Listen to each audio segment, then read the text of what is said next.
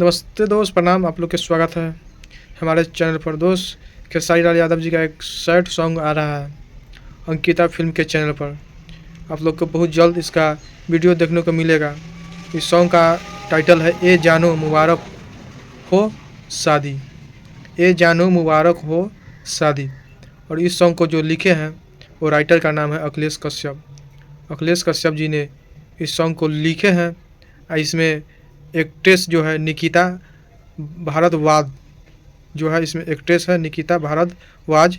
और इस सॉन्ग को रिलीज किया जाएगा अंकिता फिल्म के चैनल पर।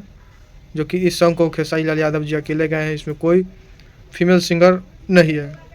इसका पोस्टर आप लोग स्क्रीन पर देख रहे होंगे, जो कि सैड सॉन्ग है ए जानू शादी मुबारक हो। यानी किसी से खेसारी लाल यादव प्यार करते थे और उसका शादी हो रहा है, तो उनको बधाई देते हैं खेसारी लाल यादव।